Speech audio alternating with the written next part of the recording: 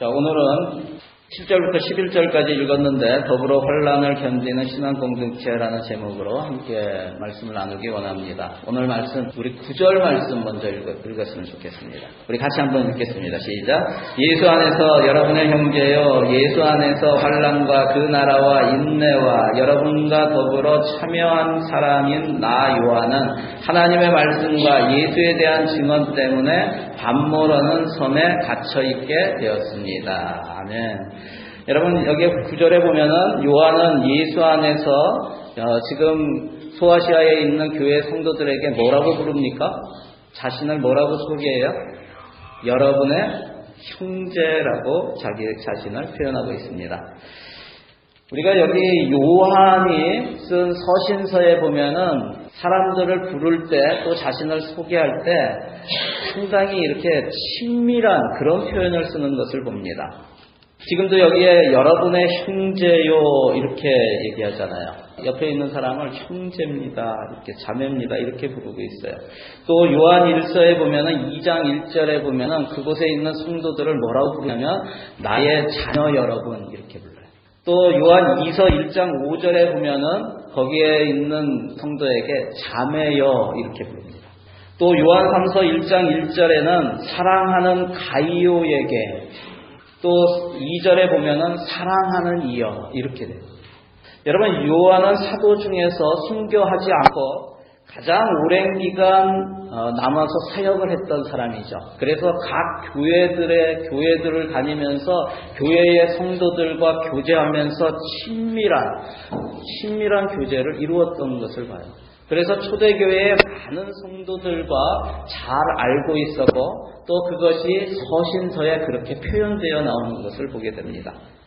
저는 우리 교회 성도들이 서로 친밀하게 되기를 바랍니다. 저도 또한 우리 성도들과 함께 친밀해졌으면 좋겠어요.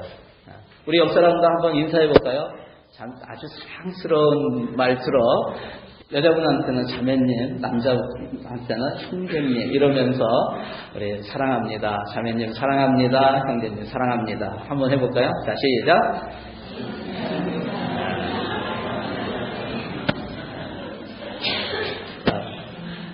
여러분, 이렇게 친절하게 또 친밀하게 불러주고 또 부르는 그러한 관계가 좀 됐으면 좋겠어요.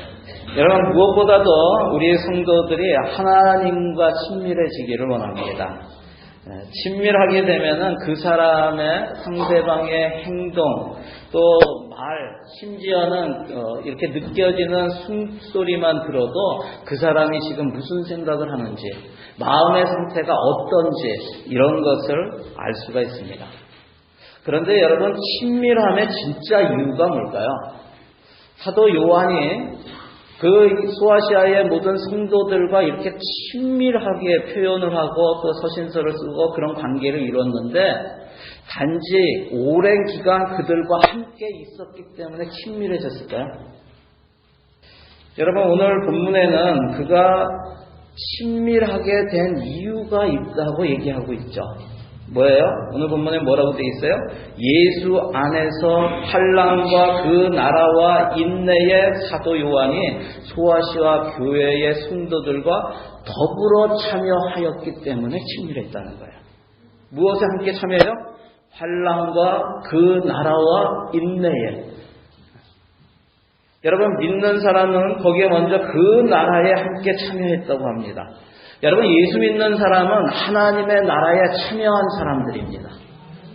요한복음 3장 5절에 예수님께서 말씀하십니다. 진실로 진실로 너희에게 말하노니 누구든지 물과 성령으로 거듭나지 아니하면 하나님 나라에 들어갈 수 없다. 여러분은 물과 성령으로 거듭난 사람입니까? 여러분, 물과 성령으로 거듭나셨습니까?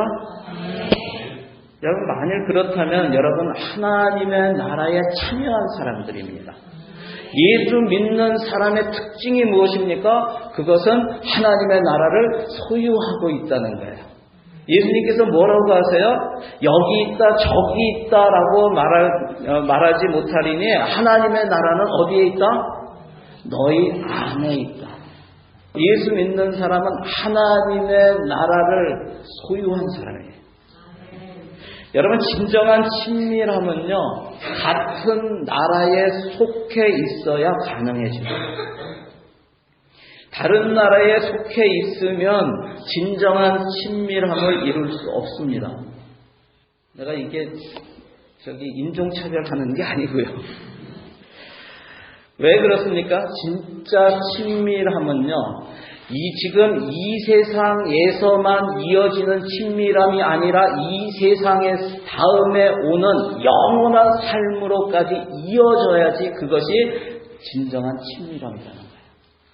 여러분, 이 땅에서 아무리 친하다고 하더라도 예수 믿는 사람과 예수 믿지 않는 사람은 근본적으로 결국에는 헤어질 수밖에 없는 정도의 친밀함까지만 이룰 수 있다. 진짜 친밀함을 이루기 위해서는 근본적으로 속해 있는 나라가 같아야 됩니다. 여러분, 그 나라에 함께 참여한 사람이 되어야 진짜 친밀함을 이루게 됩니다. 오늘 9절 말씀에 보면은 사도 요한이 소아시아 교회의 성도들과 친밀한 관계를 이루게 된 또 다른 이유가 나옵니다. 그것은 뭐예요? 바로 환난에 함께 참여하였고 또 그 환난을 함께 인내하고 있다는 것입니다. 여러분, 예수 믿으니까 좋죠? 예수 믿으니까 좋습니까? 네. 여러분, 예수 믿으면 일도 잘 풀리죠? 형통하죠? 예수 믿으면 축복받아서 잘 살게 됩니다. 여러분 믿으십니까? 한 사람만 아멘 안 해. 여러분, 예수 믿는 나라와 믿지 않는 나라에 대해서 사람들이 많이 얘기하죠.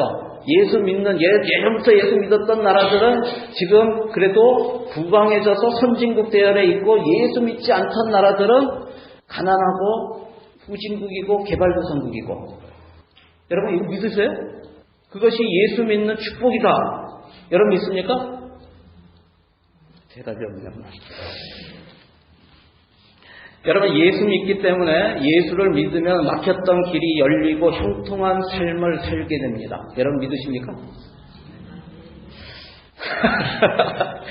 여러분, 기도하면은 병이 낫습니다. 그리고 어려운 문제들도 해결이 됨을 여러분 믿으십니까? 여기서는 좀 아멘 안 해요?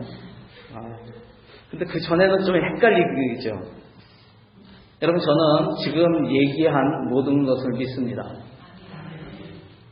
예수 믿으면 형통한 삶을 살게 되는 것을 저는 믿습니다. 예수 믿는 나라들이 대부분 잘 사는 것도 나는 믿습니다. 긴 시간을 통해서 예수를 믿었던 나라에 하나님께서 축복해 주시는 것을 믿습니다. 그 가정을 형통한 삶으로 인도해 주시는 걸 믿습니다. 기도하면 병이 치유되고 어려운 문제들이 해결되는 것도 저는 믿습니다. 그러니까 기도해 주는 거죠. 내가 오늘 아침에도 지금 우리 문옥봉 집사님 배가 아프다고 그래가지고 차에 있더라고요. 그래가지고 가서 내가 문 열고 기도해 줬어요. 내가 믿지 않는데 그렇게 가서 기도해 주면은 이거는 내가 뭔가 믿지도 않는데 병이 나을 거라고 믿지도 않으면서 기도를 해줘.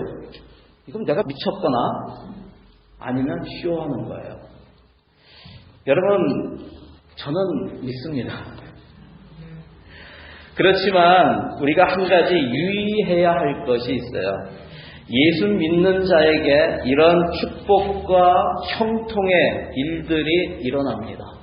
하지만 그렇다고 그것이 기독교의 전부가 아니라는 사실이에요. 오히려 예수 믿는 것 때문에, 예수 이름 때문에 박해를 받고 핍박을 당하고 사는 것이 더 힘들어질 수도 있습니다. 여러분, 이 땅에 살면서 예수 믿는 사람이 환난을 당하는 것은 당연합니다. 만일 예수의 이름을 선포하고 예수의 이름을 증거하고 예수의 이름 때문에 예수를 닮은 삶을 쫓아가는 삶을 살아갈 때 여러분, 핍박이 있게 되어 있습니다. 여러분, 형통함만이 기독교의 전유물이 아니라 환난도 있음을 여러분 기억하시기를 바랍니다. 왜 그렇습니까?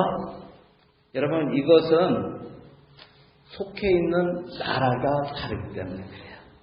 소속의 문제이고 주권의 문제이고 나라의 문제입니다. 여러분, 우리는 긴장 관계에 있는 두 나라 중 하나에 속할 수밖에 없어요. 하나는 하나님의 나라이고 하나는 세상입니다.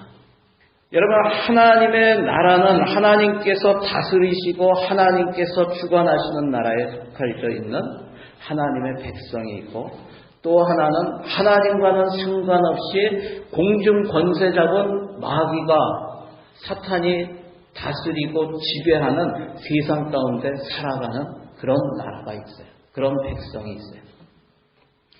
여러분, 하나님의 백성이든지 마귀의 종이 되어 살아가든지 우리는 둘 중에 하나 속해져 있게 되어 있습니다. 하나님 나라의 백성은 생명과 성령의 법에 의해서 지배를 받지만, 마귀의 종은 죄와 사망의 그 법의 지배를 받게 되어 있습니다. 여러분, 완전히 다른 두 나라예요. 그러니 이 땅에 살면서 환난은 예수 믿는 하나님의 나라 백성이 이 세상 가운데 살면서 환난을 당하는 것은 당연한 것이에요. 여러분, 있을 수밖에 없는 일입니다. 몇 년 전에 인도 오리사 지역에, 여러분, 오리사 지역 위에서 우리가 한때 기도를 많이 했죠. 정말 심각했습니다. 힌두교인들이 기독교인들을 박해하는 일이 있었습니다. 오리사 지역 전역에서 일어난 이 박해로 수백 명의 사상자가 났습니다. 또 예수 믿는 사람들이 사는 집이 한 550여 채 다 이렇게 불탔습니다.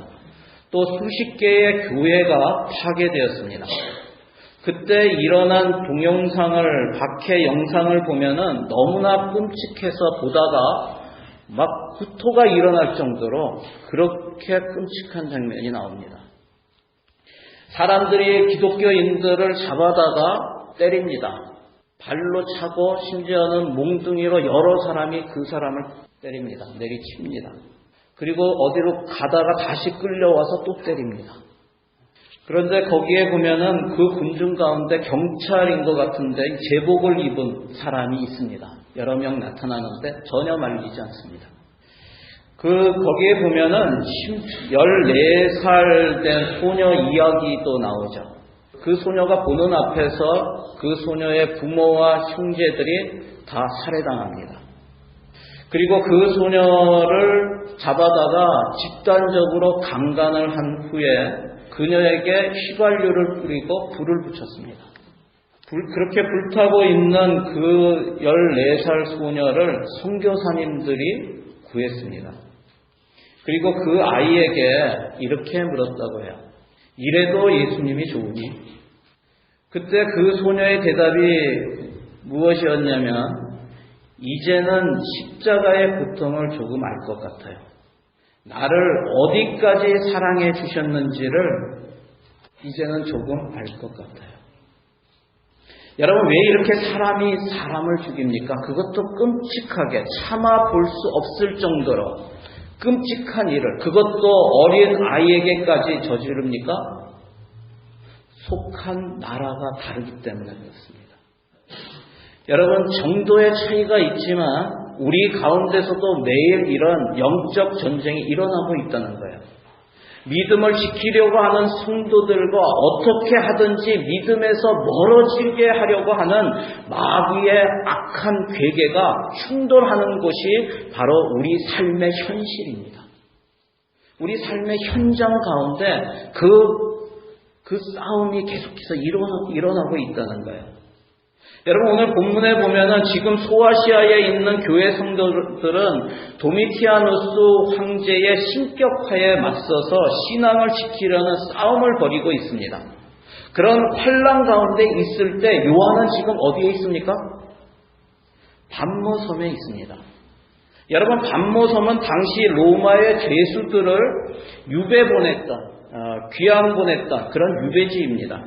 거기에는 탄광이 있었고 죄수들은 그 탄광에서 중노동을 해야 했습니다. 기록에 의하면은 이 요한은 90세가 넘은 노인으로 거기에서 18개월 동안 유배 생활을 했다고 합니다. 요한은 예수님께서 가장 사랑하시던 제자였죠.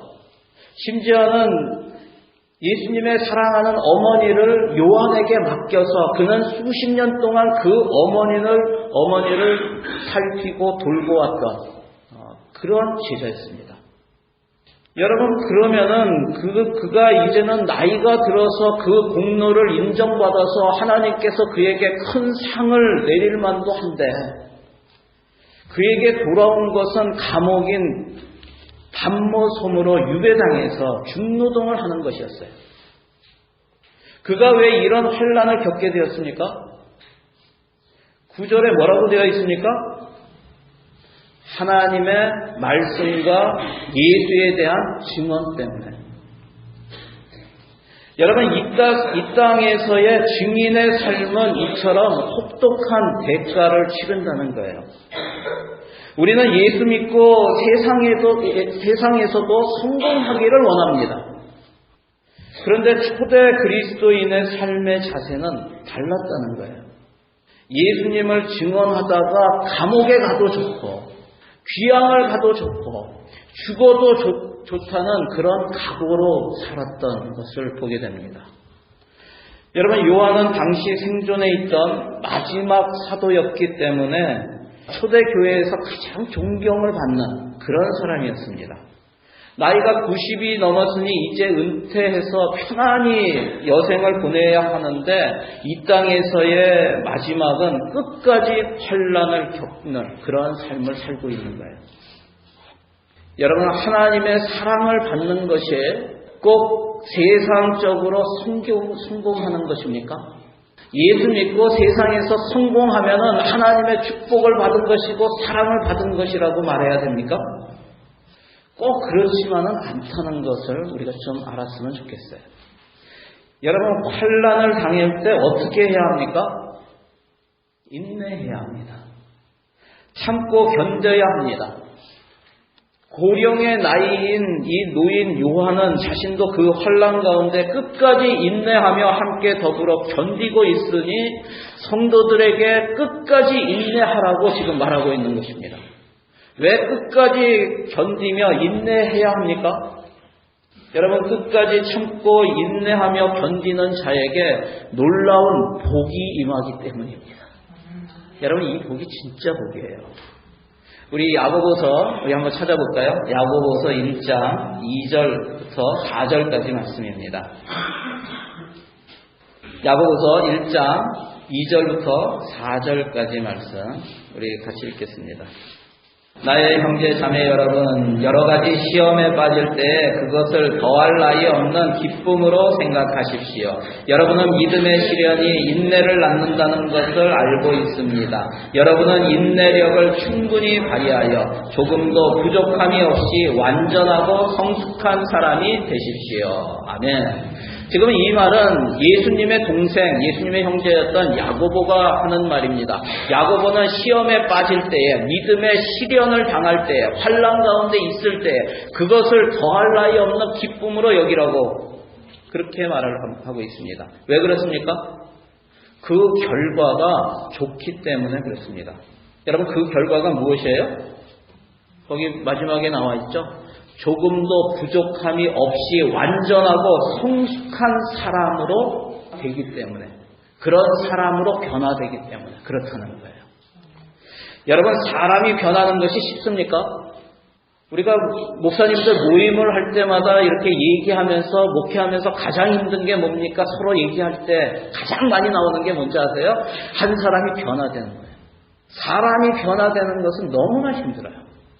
정말 안 변한다. 이것이 나 자신도 그렇고. 네.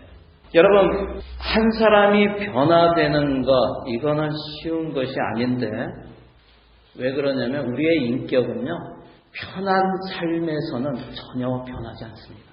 그래서 하나님께서 우리 믿는 사람들에게 어려움과 환난을 허락하시는 겁니다. 여러분, 우리가 그러한 어려움과 환난 가운데 실패를 해보고 바닥을 쳐봤을 때 그 사람만이 자신의 교만함을 깨닫고 진짜 겸손해질 수 있습니다. 부도를 당해본 사람만이 자신의 부족함과 연약함을 인정할 수 있습니다. 아파본 사람만이 아픈 사람의 그 고통을 이해할 수 있습니다. 왕따 당해본 사람만이 그 외로움과 어려움을 이해하고 위로해 줄 수 있다는 거예요. 여러분, 이러한 사람이 성숙한 사람이 아닐까요? 자신의 실패와 연약함과 외로움 가운데 주님을 만나서 그 주님 앞에 더 겸손해지고 자신의 부족함과 또 연약함을 주님의 위로와 사랑으로 채우고 그 사랑으로 다른 옆에 있는 그 어려움을 당한 사람들을 위로하고 격려하고 함께 붙들고 일어서는 그 사람이 성숙한 사람 아닐까요? 여러분, 저는 환난 가운데 끝까지 인내함으로 부족함이 없이 완전하고 성숙한 사람이 우리 늘푸른교회 모든 성도들이 그런 사람이 되기를 주의 이름으로 간절히 축원합니다. 우리 오늘 10절 말씀 계시록 1장 10절 같이 한번 읽겠습니다. 주님의 날에 내가 성령에 사로잡혀 내 뒤에서 나팔 소리처럼 울리는 큰 음성을 들었습니다. 아멘. 여기에 주님의 날이라는 말이 나옵니다. 여러분, 주님의 말이라는 말이 성경에서 처음 나오는 말입니다. 이것이 오늘날 우리가 주일이라고 하는 말의 기원입니다. 시작입니다. 그 전에는 뭐라고 얘기했어요? 안식호 첫날, 주간의 첫날, 이런 식으로 얘기를 하면서 그때 예수의 제자들이 모여서 예수님의 부활을 기념하며 함께 모여서 떡을 떼고 예배드리는 그런 모습들이 나오다가 여기 요한계시록에 와서 그날을 주님의 날, 주일이라고 지금 표현하고 있는 거예요. 여러분, 주님의 날은 특별한 날이죠. 아닌가요? 오늘 대답을 잘 안 하지? 여러분, 한국 교회에는 저는 한국에서 신앙생활을 별로 안 했기 때문에 여기에서 신앙생활을 시작을 했는데 한국 교회에는 주일 성수라는 말을 오랜 동안 써왔죠.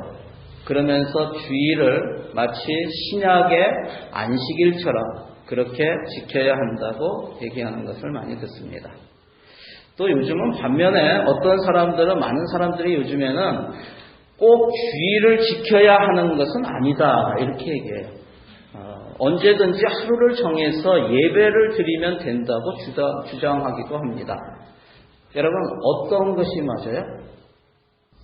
에? 전자가 맞아요? 후자는 틀렸어요? 대답을 안 해요. 예전에 주일에 하는 대표 기도 중에서 한 번은 안식일을 거룩하게 지키게 해주어서 감사합니다라는 기도를 들은 적이 있어요. 제가 속으로 깜짝 놀랐습니다. 여러분, 주일 예배를 안식일을 지키는 것처럼 생각하고 있는 것 같아서 좀 염려스러웠어요. 제가 솔직히. 여러분, 우리가 주일을 지키는 것은 구약의 안식일을 날짜만 바꾸어서 지키는 것이 아닙니다. 주일은 신약의 안식일이 아닙니다. 여러분, 그렇게 생각하는 것은 초대교회에 있었던 유대주의, 율법주의에 빠지는 오류를 범하고 있는 거예요. 구약의 율법은 그리스도께서 이 땅에 오심으로 복음 안에서 완성되었고 성취되었고 통합되었습니다. 안식일도 예수 그리스도의 영원한 안식으로 성취된 것입니다. 절대로 주일을 신약의 안식일로 지켜서는 안 됩니다. 십계명에 있는 안식일을 거룩히 지켜라, 그것 때문에 주일을 나와서 하나님의 절대 계명으로 지키려고 해서는 안 된다는 거예요. 여러분, 그런데 오해는 하지 말았으면 좋겠어요. 그렇다고 주일은 안 지켜도 되는 날이고 다른 날로 대체해도 괜찮다고 생각하는 것도 위험한 생각입니다. 이거는 반율법주의의 위험성을 안고 있는 거예요. 지금 한국 교회에 이상한 기류가 보이는데 그동안 율법주의의 수렁에서 빠져나와서 반율법주의의 수렁으로 다시 급하게 기어들어가고 있는 것 같아요. 그런 경향을 보이고 있습니다. 여러분, 주일은 안식일을 지키듯이 율법 준수하기 위해서 지켜서는 안 됩니다. 주일은 거룩한 예배를 드리기 위한 날로 지켜야 되는 것이에요. 주일은 주님이 부활하신 날로서 초기 그리스도인들에게 특별한 의미가 있었습니다. 그래서 그들은 이 은혜의 날인 주일에 자발적으로 모여서 예배를 드렸어요. 그때부터 주일 예배는 율법적인 의무가 아니라 자발적으로 모여서 드리는 기쁨의 잔치였어요. 여러분, 주일에 모든 회중이 모여드리는 예배는 앞으로 주님 다시 오실 때 드릴 천상의 예배의 모형입니다. 여러분, 천상의 모형이 뭐예요? 모든 민족, 모든 나라, 모든 방언이 전부 함께 주님 앞에 모여서 주님을 찬양하는 거죠. 함께 모여서 찬양하며 예배드리는 그 천상의 예배의 모습이 이 땅 가운데 모형으로 주일날 예수님이 부활하신 그 날을 기념하며 주님 다시 오실 날을 기대하며 함께 모여서 주님을 예배하는 거예요. 여러분, 그렇게 초대교회는 주님의 날에 모이기에 힘썼고 함께 모여서 기쁨의 잔치인 예배를 드렸습니다. 그런데 이런 의미를 잊고 주일 예배를 억지로 드리거나 또는 그 의미를 가볍게 여기고 자주 빠진다면 둘 다 문제가 있는 거예요. 그런 사람은 우리가 어떻게 구원을 받았고 그 구원의 결과가 무엇인지, 구원의 선물이 무엇인지를 아직 잘 모르고 있을 가능성이 많다는 거예요. 우리 한번 말씀 한번 찾아볼까요? 히브리서 10장 24절 25절 말씀입니다. 자, 같이 읽겠습니다. 시작. 그리고 서로 마음을 써서 사랑과 선한 일을 하도록 격려합시다. 어떤 사람들의 습관처럼 우리는 모이기를 그만하지 말고 서로 격려하여 그날이 가까워 오는 것을 볼수록 더욱 힘써 모입시다. 아멘. 여러분, 주님의 오실 날이 더욱 가까워지고 있습니다. 더욱 힘써 모이는 저와 여러분이 되기를 바랍니다. 예전에는 율법적으로 주의를 지키는 사람들이 많았는데 요즘은 어떤가? 요즘은요, 오히려 좀 그런 성도라도 좀 있었으면 좋겠다 하고 푸념하는 목회자들이 많아진대요. 여러분, 요즘은 성도들도 인터넷이나 이런 것을 통해서 자유주의 신학의 영향을 많이 받는 것 같아요. 그것으로 함께 모여드리는 예배의 중요성을 다 잊어가고 있는 거예요. 그래서 자신의 생활의 편의에 맞추어서 함께 모여드리는 기쁨의 잔치를 없애고 있어요. 여러분, 그 결과가 뭐예요? 교회가 세워지는 것이 아니라 교회가 없어지는 거예요. 그 대표적인 예가 유럽 교회잖아요. 여러분, 유럽은 어떤 곳이었습니까? 오직 성경, 오직 그리스도, 오직 믿음, 오직 은혜, 오직 주께 영광이라고 하는 그런 기치를 외치면서 종교개혁을 시작했던 곳이 유럽이잖아요. 유럽의 교회잖아요. 여러분, 그런데 그 유럽의 교회들이 어떻게 되었습니까? 지금 독일의 교회와 신학교들이 어떻게 되었습니까? 몇 년 전에 독일의 유명한 신학교 학장이 사임을 하면서요, 이런 양심적인 제안을 했어요. 양심 선언은 아니고 양심적인 제안을 했어요. 뭐라고 했냐면, 신학교에서 나와 같은 사람은 이제 다 나옵시다 이랬어요. 신학교에서 하나님을 믿고 그 믿음으로 하나님의 말씀 성경을 가르치는 사람이 없다는 거예요. 이제는 다 나옵시다 그러는 거예요.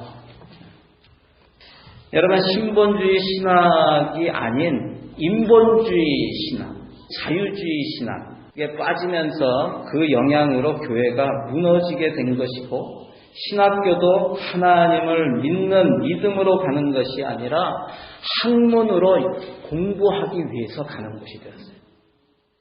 여러분, 우리는 하나님을 믿을 때 우리 인간 중심의 믿음을 가지면 안 됩니다. 인본주의 신앙을 가지면 안 됩니다. 사람 중심의 사람의 편의가 우선이 되면 안 됩니다. 하나님 중심이고 하나님의 뜻이 우선이 되어야 합니다. 지금 반모섬에서 사도 요한은 주님의 날에 성령에 사로잡혀 나팔소리처럼 울리는 주님의 큰 음성을 듣습니다. 여러분, 그 삭막한 유배지가 마지막 시대 하늘과 땅의 영적 운명을 보여주는 계시를 받는 곳이 될 줄 누가 알았겠어요? 사랑하는 성도 여러분, 혹시 인생의 절박한 상황까지 다다랐습니까? 주님을 간절히 바라며 주님께 예배드리시기 바랍니다. 주께서 만나주십니다. 모든 것이 다 끝난 것 같은 광야와 같은 시간이 오히려 하나님과 은밀히 만나는 특별한 시간이 됨을 여러분 믿으시기를 바랍니다. 사도 요한은 반모섬에서 중노동을 하면서 그렇게 이제는 마지막이구나 하며 생각하면서도 주의 날에 하나님 앞에 기도하며 찬양하며 예배드리는, 그래서 하나님의 음성을 듣는 것을 봐요. 여러분, 야곱은 형 에서를 피해서 집을 떠나 도망치다가 잠들었던 곳에서 하나님을 만납니다. 그래서 그곳에 돌을 세우고 예배를 드리면서 그곳을 베델이라고 얘기하죠. 모세는 왕자의 신분에서 쫓겨나서 40년 광야 생활을 한 후에 80세의 노인이 되어서야 불타는 떨기나무에서 하나님을 만납니다. 에스겔이나 다니엘은 이방 땅에 포로로 끌려갔다가 거기서 하나님의 계시를 받습니다. 여러분이 지금 사방이 막힌 것 같은 광야에 있다면 오히려 지금이 하나님의 특별한 음성을 들을 때임을 여러분 믿으시기를 바랍니다. 반모섬에서 주님의 날에 들려주신 주님의 음성과 계시는 요한 자신만을 살리는 것이 아니라 초대교회 절망감에 빠져있고 죽어가고 있던 당시 초대교회 성도들 전체에게 소망을 불어넣어주는 그런 축복의 말씀이 된 것을 믿으시기 바랍니다. 여러분, 쓸쓸히 늙어 죽어갈 것으로 생각했던 요한은 이 계시를 받으면서 새로운 사명감과 희망으로 다시 일어나서 살게 되었다고 해요. 그래서 그는 훗날 유배지에서 돌아와서 열심히 다시 주님의 사역을 감당하다가 주님의 품으로 갔다고 합니다. 그런데 오늘 10절에 보면은 사도 요한이 주님의 큰 음성을 들을 때가 언제예요? 주님의 날이죠. 다른 날도 아니고. 왜 주님의 날에 들었을까요? 수요일도 있잖아요. 토요일도 있고. 요한이 주님의 음성을 들을 때 어떤 상태였다고 되어 있습니까? 성령에 사로잡혀 있을 때라고 되어 있어요. 영어로는 뭐라고 되어 있냐면요, I was in the Spirit이라고 되어 있어요. 내가 성령 안에 있었다라는 거예요. 내가 성령 충만한 가운데 있었을 때 주님의 음성을 들었다는 거예요. 여러분, 주일에 하루 종일 컴퓨터 게임하면서 쇼핑하면서 일하면서 수다 떨면서 혹은 TV 보면서 흐트러진 상태에서 받은 계시가 아니라는 거예요. 주일에 기도하고 예배드리는 가운데 요한이 아주 성령 충만할 때 받은 계시라는 거예요. 여러분, 우리는 때때로 그런 이야기를 듣습니다. 나는 하나님의 음성을 듣고 싶습니다. 하나님의 특별한 음성을 듣기를 원합니다. 그런데 우리 자신이 성령 충만한 상태로 가는 것은 하지 않고 있어요. 하나님의 음성을 들으려면 내 영혼의 상태를 성령 충만하게 해두어야 합니다. 우리의 내면 세계는 여러분 정직합니다. 우리의 내면에 쓰레기를 집어넣으면, 쓰레기 같은 생각을 집어넣으면 쓰레기 같은 행동이 나올 수밖에 없는 거예요. 우리가 육신의 소욕을 품고 소욕대로 살면서 하나님의 음성을 들을 수는 없습니다. 항상 성령 충만하시기 바랍니다. 기도 충만하시기 바랍니다. 기쁨 충만하시기 바랍니다. 감사 충만하시기 바랍니다. 찬양 충만하시기 바랍니다. 성령 충만하셔서 하나님의 음성을 듣고 이 땅에서 승리하는 삶을 사시는 주의 백성들이 다 되시기를 주의 이름으로 간절히 축원합니다.